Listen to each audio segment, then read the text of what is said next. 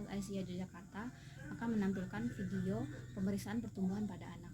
Antropometri berasal dari kata antro yang berarti manusia dan metro yang berarti pengukuran. Secara definitif, antropometri adalah suatu studi yang menyangkut pengukuran dimensi tubuh manusia dan aplikasi perancangan berdasarkan geometri fisik, massa, ukuran, dan karakteristik tubuh manusia berdasarkan bentuk dan ukuran. Manusia pada dasarnya akan memiliki bentuk, ukuran, tinggi, dan berat badan berbeda satu dengan yang lainnya. Antropometri secara luas akan digunakan sebagai pertimbangan ergonomis dalam memerlukan interaksi manusia. Dengan pengukuran antropometri akan diketahui tinggi badan, berat badan, dan ukuran badan aktual seseorang. Selanjutnya, tinggi badan, berat badan, dan ukuran tubuh seseorang dapat digunakan untuk tujuan menilai pertumbuhan dan distribusi tubuh seseorang. Pengukuran antropometri adalah pengukuran terhadap bagian tubuh yang berfungsi untuk menentukan status seseorang dengan bersumber pada tulang, otot, dan lemak yang menentukan tipe-tipe tubuh manusia dan mengetahui pertumbuhan dan perkembangan tubuh seseorang. Parameter antropometri itu terdiri dari tinggi badan, berat badan, panjang lengan dan tungkai, lingkar lengan dan paha, kapasitas paru, lingkar kepala dan dada, serta jaringan lunak.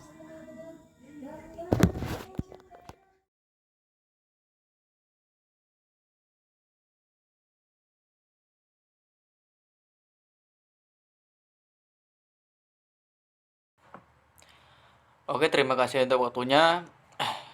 Tujuan dan manfaat dari pengukuran antropometri pada balita ataupun bayi adalah untuk mengetahui perkembangan ataupun pertumbuhan pada bayi tersebut, apakah baik ataupun tidak baik.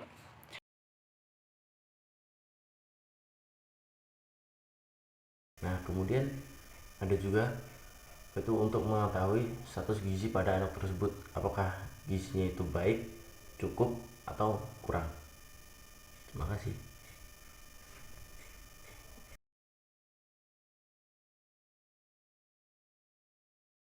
Assalamualaikum warahmatullahi wabarakatuh. Perkenalkan, nama saya Hasim Asari Muslim, NIM 18 10 30 11 89. Di sini saya akan melakukan pengukuran pada anak kecil usianya kurang lebih 1 tahun, dan di mana anak tersebut setelah saya ukur berat badannya ternyata mencapai 10 kg, di mana anak tersebut bisa dikatakan berat badannya normal.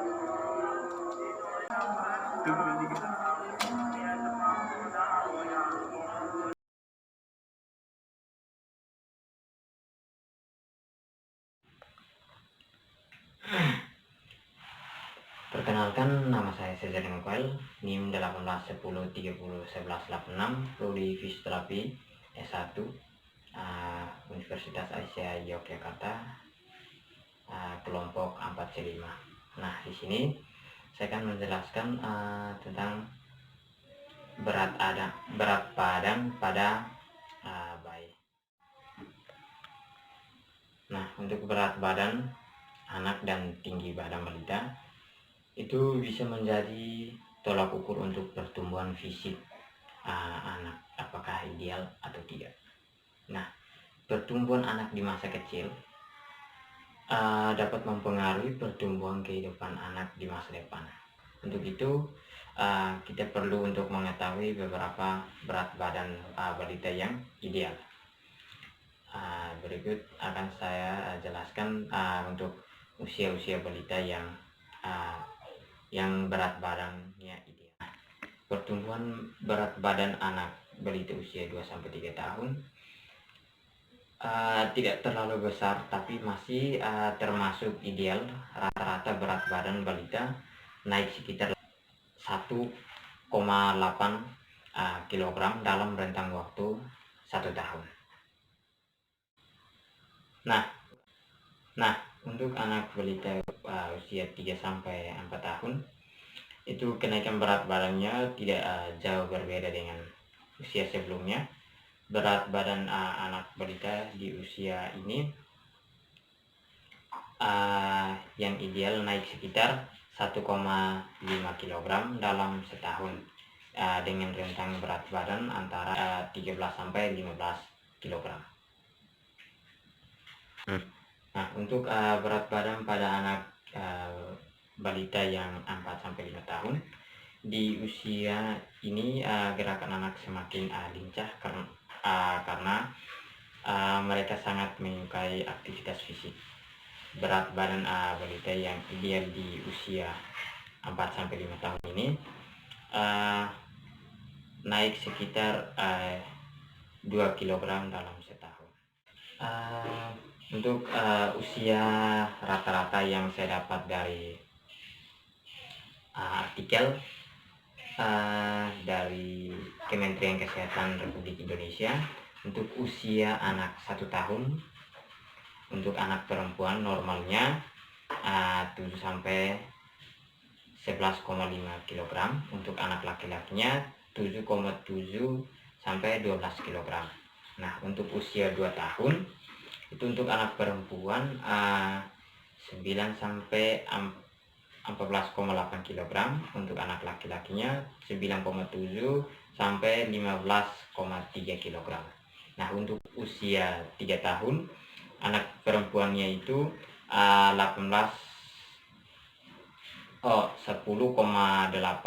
sampai 18,1 kg. Untuk anak laki-lakinya itu 11,3 sampai 18,3 kg. Nah, untuk usia 4 tahun anak perempuan itu berat badannya 12,3 sampai 21,5 kg. Untuk anak laki-lakinya itu 12,7 sampai 21,2 kg.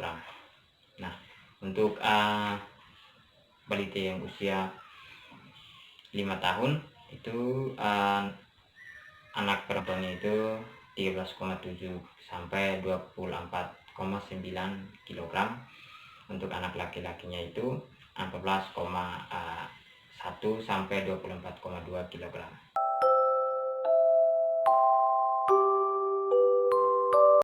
Assalamualaikum warahmatullahi wabarakatuh. Perkenalkan, nama saya Irma Fadilah dengan NIM 1810301179. Di sini saya akan menjelaskan tentang bagaimana langkah-langkah untuk pengukuran tinggi badan pada anak-anak. Lalu untuk pengukuran tinggi badan pada anak-anak sendiri itu terbagi menjadi dua, yaitu pengukuran tinggi badan pada anak-anak yang sudah dapat berdiri dengan pengukuran tinggi badan pada anak-anak yang belum bisa berdiri. Yang pertama yang saya jelaskan adalah pengukuran tinggi badan pada anak-anak yang sudah dapat berdiri dengan menggunakan alat yang bernama SECA. Langkah yang pertama adalah tempelkan alat pengukur pada dinding.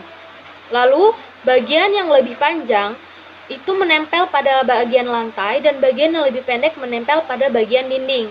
Lalu setelah itu tarik meteran pengukur ke atas hingga Anda dapat melihat angka 0 pada garis merah yang ada pada kaca pengukur yang ada di bagian lantai. Nah, karena itu ada di bagian lantai, Anda membutuhkan asisten atau orang lain untuk membantu Anda melihat hasilnya. Lalu langkah kedua yaitu tempelkan ujung atas alat pengukur dengan menggunakan paku. Pada bagian ini pastikan dalam keadaan stabil. Jika sudah dalam keadaan stabil, maka Anda sudah dapat melakukan pengukuran tinggi badan. Lalu untuk pengukuran yang kedua yaitu pada anak yang belum bisa berdiri, yaitu bayi atau balita. Nah, pengukuran ini juga menggunakan alat ukur SECA. Tata caranya yang pertama adalah alat ukur tersebut ditempelkan pada suatu benda yang rata dan keras, contohnya seperti meja panjang yang salah satu sisinya itu menempel pada tembok. Nah, setelah itu bagian panjang daripada alat ukur tersebut ditempelkan pada ujung tembok. Setelah itu, tarik meteran sampai Anda dapat melihat angka 0 pada garis merah yang ada pada kaca pengukur tersebut. Lalu yang kedua, tempelkan ujung alat ukur yang tidak menempel pada tembok dengan menggunakan paku. Nah, pastikan itu dalam keadaan stabil dan tidak berubah-ubah. Jika itu sudah dalam keadaan stabil, maka Anda dapat menarik meteran pengukur ke arah samping untuk melihat hasilnya. Seperti itu.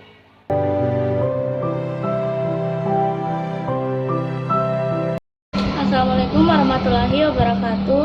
Nama saya Serina Febiana Pulas, NIM 18103011177. Baiklah, di sini saya akan melakukan pengukuran tinggi badan pada balita. Di sini saya menggunakan microtoys, yaitu seka. Pertama yaitu meletakkan microtoys sejajar pada tembok yang rata dan juga lantai yang rata. Kemudian menarik pita microtoys sampai pada jendela angka menunjukkan angka 0. Nah, kemudian sampai jendela angka pada microtoys menunjukkan angka 0 dan juga sejajar dengan lantai dan tembok. Kemudian meletakkan ujung dari pita microtoys bisa menggunakan lakban ataupun dipaku seperti ini. Cara mengukur tinggi badan. Memposisikan kaki anak berdiri tegak dan lurus. Kemudian belakang kepala, punggung, bokong, betis, dan tumit harus menyentuh papan dan tembok. Membantu menekan perut dengan halus. Pandangan pengukur sejajar dengan wajah anak.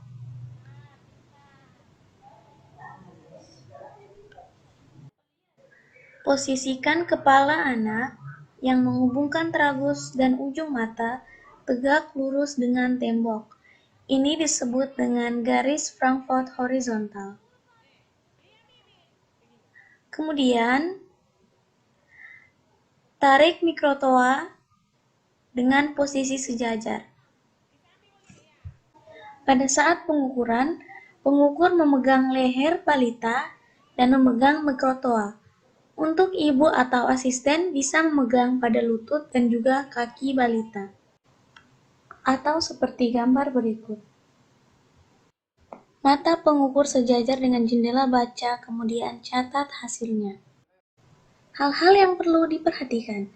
Pastikan pasien tidak menggunakan sepatu maupun hiasan kepala. Pastikan pasien berdiri tegak dan menempel tembok. Posisikan kepala pasien tegak lurus. Tekan perut pasien dengan halus dan catat tinggi badan sampai dengan desimal 0,1 cm. Di sini saya akan melakukan pengukuran lingkar kepala. Jadi untuk lingkar kepala, saya menggunakan midline. Nah, untuk bagian depan itu dia di atas dari alis. Sini. Ya. Kemudian untuk di telinga itu pas di atas telinga. Kemudian pada bagian belakang itu di atas dari occipital.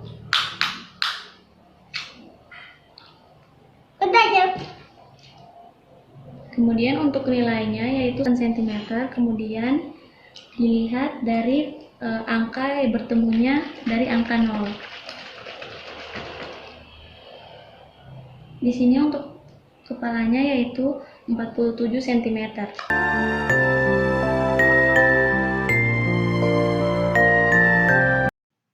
Halo kawan-kawan, dewasa ini sering sekali kita melihat bahwa banyak orang tua dan juga ibu-ibu yang sangat aware terkait dengan pengukuran dari lingkar kepala. Ternyata pengukuran lingkar kepala itu sama pentingnya dengan tinggi badan dan juga berat badan. Nah, pengukuran lingkar kepala ini biasanya dilakukan sekitar 3 bulan sekali. Emangnya apa sih pentingnya pengukuran dari lingkar kepala? Ternyata lingkar kepala itu sangat berpengaruh terkait dengan perkembangan dan pertumbuhan anak. Nah, lingkar kepala ini seperti yang kita ketahui kepala atau yang kita sebut juga dengan tengkorak kepala itu dia menampung dari otak. Nah, otak sendiri merupakan salah satu sistem saraf pusat di mana dia akan mengatur dari pusat kontrol pergerakan, kemudian dari motorik kasar, motorik halus, bahasa dan juga persepsi. Nah, karena fungsinya yang sangat penting dari sistem saraf pusat, oleh karena itu pengukuran dari lingkar kepala sangat penting sekali agar kita dapat mendeteksi apakah ada gangguan terkait dengan delay developmental sejak dini walaupun gejalanya tidak terlihat. Nah, untuk pengukuran ini sendiri kita bisa menemukan seandainya adanya hidrosefalus atau lingkar kepalanya dimensinya lebih besar dibandingkan anak pada usia tersebut. Atau yang lainnya seperti mikrosefalus atau mikrosefali, di mana mikrosefali ini lingkar kepalanya cenderung kecil dari usia biasanya. Kemudian juga cerebral palsy. Nah, cerebral palsy ini biasa juga kita temukan dengan adanya gejala mikrosefali atau lingkar kepalanya itu kecil, tidak seperti di usia normal. Namun, dari beberapa diagnosa tersebut perlu dilakukan beberapa pemeriksaan spesifik terkait seperti EMG ataupun EEG, terkait seperti elektromiografi, X-ray, CT scan, dan sebagainya. Oleh karena itu, pemeriksaan dari lingkar kepala itu sangat penting sekali. Lingkar kepala sendiri berikut adalah beberapa angka normal terkait dengan usia dan juga jenis kelamin. Nah, sudah tahu kan pentingnya untuk mengukur lingkar kepala? Oleh karena itu, jangan lupa untuk ibu-ibu lakukan pengukuran lingkar kepala sekitar 3 bulan sekali, baik dilakukan di posyandu, puskesmas, ataupun pengukuran secara mandiri. Terima kasih.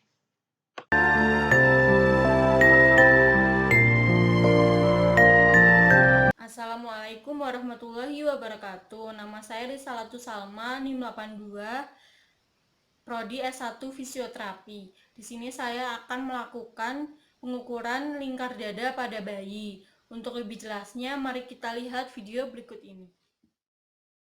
Langkah pertama untuk mengukur lingkar dada bayi adalah dengan cara letakkan alat ukur di tempat yang rata. Di sini saya menggunakan midline.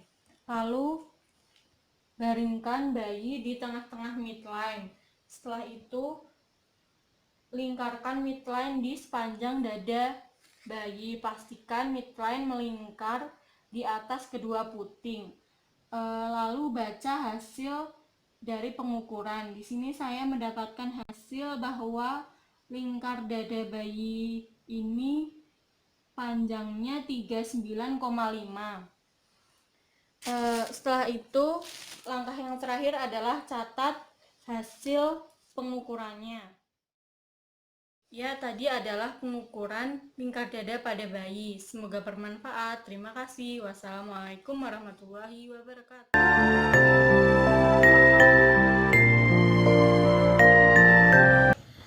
Assalamualaikum warahmatullahi wabarakatuh.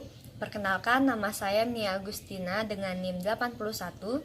Di sini saya akan menjelaskan mengenai pengukuran lingkar dada bayi baru lahir. Baiklah, masuk ke poin pertama, yaitu mengapa pentingnya pengukuran lingkar dada pada bayi baru lahir.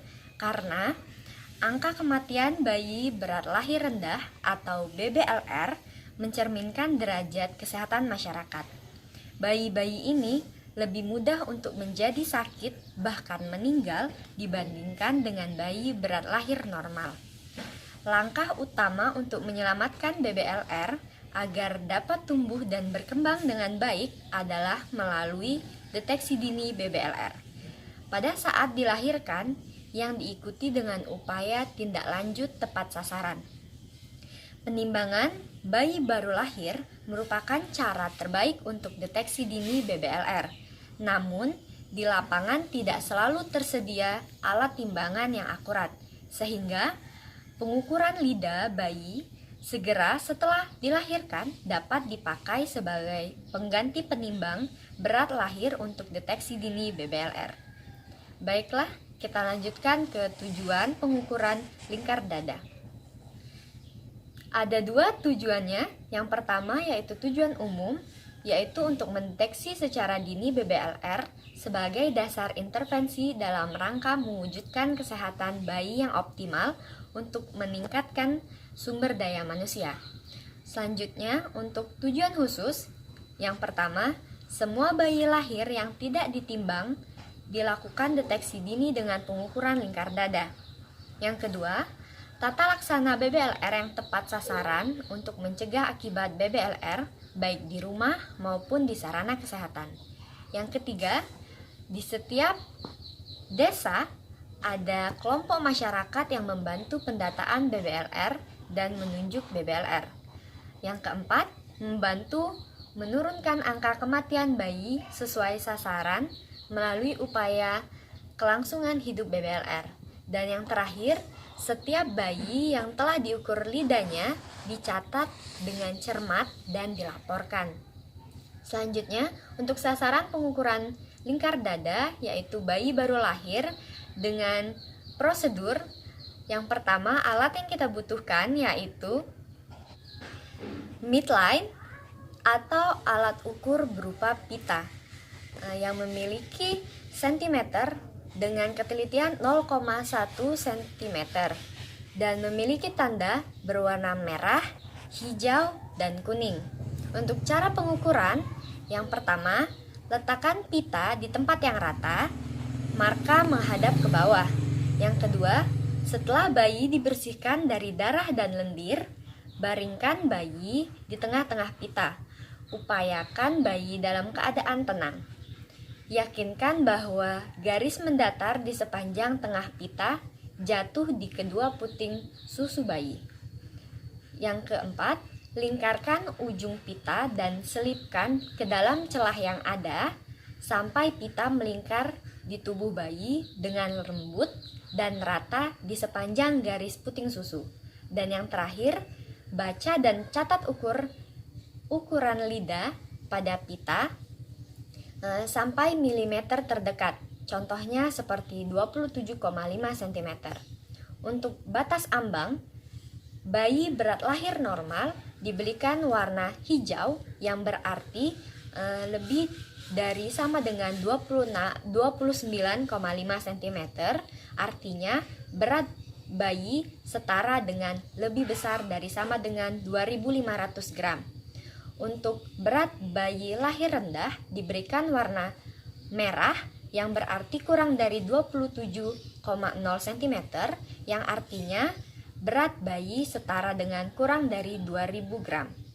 Selanjutnya, warna kuning berarti 27,0 hingga 29,4 cm, yang artinya berat bayi setara dengan 2000 hingga 2499 gram.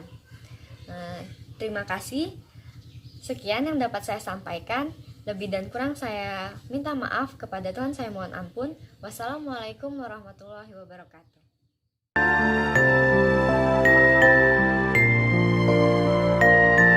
Warahmatullahi wabarakatuh. Kembali lagi, saya kali ini akan melakukan pengukuran antropometri pada lengan bocah berusia berapa? Usiamu berapa?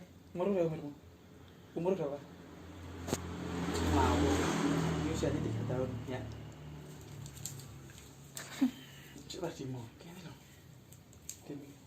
Diam dulu.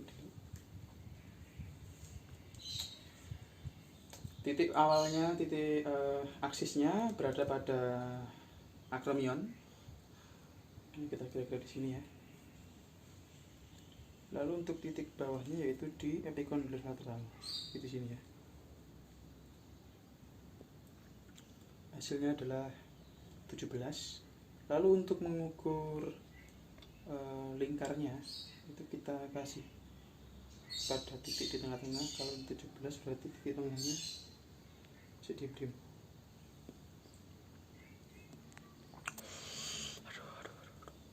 Ya. Lalu kita ukur. Diam. Dulu.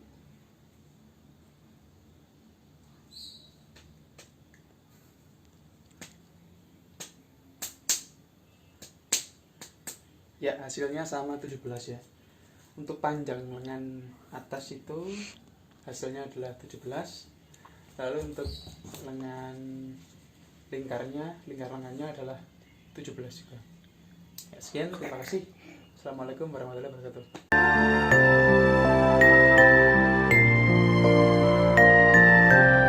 Assalamualaikum warahmatullahi wabarakatuh. Nama saya Dinda Farida Larsati, NIM 83. Di sini saya akan menjelaskan sedikit mengenai pengukuran pada lingkar lengan atas. Jadi untuk mengetahui apakah bayi atau balita itu pertumbuhan yang baik atau tidak bisa dengan mengukur lingkar lengan atasnya.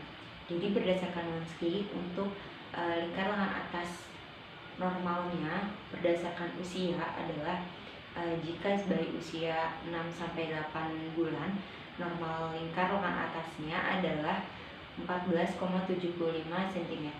Lalu untuk bayi berusia 9-11 bulan, normalnya adalah 15,10 cm.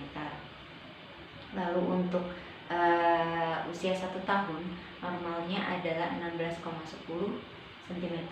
Lalu untuk berusia 2 tahun, normalnya adalah 16,25 cm. Lalu untuk yang 3 tahun, normalnya adalah 16,50 cm. Untuk yang 4 tahun, normalnya adalah 16,75 cm. Lalu untuk yang 5 tahun, normalnya adalah 17 cm. Sekian dari saya. Kurang lebihnya mohon maaf. Wassalamualaikum warahmatullahi wabarakatuh.